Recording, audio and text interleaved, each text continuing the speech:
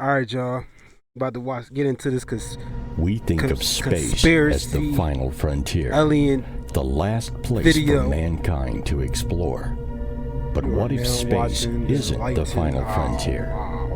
What if there are dimensions beyond physical space we haven't begun to acknowledge yet? And what if there are people who have already begun to explore this new realm of existence?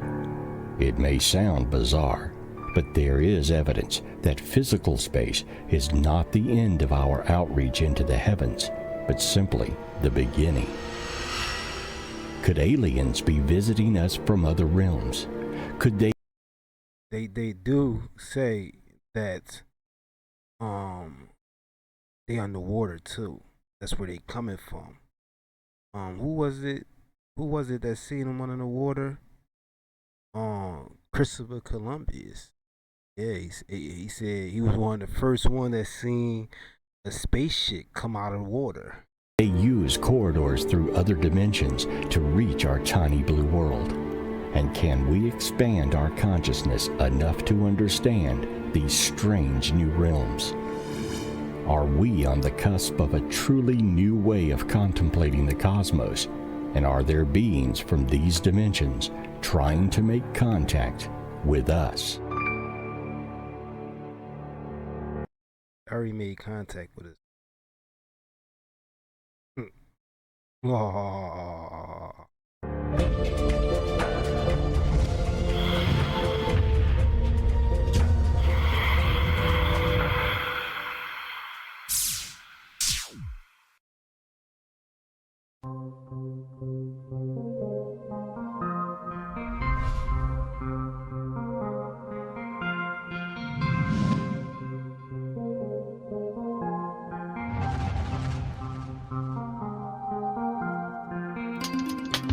Scientists now agree that there does exist other planes and dimensions beyond the physical universe, though they admit they know virtually nothing about them. What is it like? 12 dimensions. I believe we in the third or fourth dimension. 12 dimensions. Yet daily, there are UFO sightings that appear so bizarre, so strange, that it is difficult for us to wrap our minds around them. Are aliens using some advanced technology to delve into these layered realms? Or do they do it by accessing some hidden conscious ability within themselves? Strange UFO sightings have occurred frequently in modern times. But if we can believe the scratching of ancient man on cave walls, they are nothing new. Throughout the Southwest, bizarre depictions of strange beings and even their craft have been etched on rock for centuries. These petroglyphs appear to show aliens, some tall and larger than life, meeting early man in unusual circumstances. That's some bullet holes right there. Like some bullet holes. No. Further south, we find the Nazca Lines, bizarre inscriptions that can only be viewed from high altitude. Indeed, throughout the world, there exists a multitude of unusual markings that appear to show extraterrestrial beings making contact with man. Who are Make contact with me. Then call me up. Come visit me. You know what I'm saying? I can go to the other dimension. You know, because Earth be getting bored sometimes. You know. Come. You can come and duck me. I'll let you. Are these beings, and why are they interested in our Earth? How did they travel the vast distances between planets and even galaxies? If you're one of those people who thinks aliens are only ever seen by lonely farmhands and drunken hillbillies, prepare to be unnerved. The 1966 West... They gotta be a drunken hillbilly? You gotta be? Yeah, alien. I mean, they did have that Miami mall sighting not too long ago.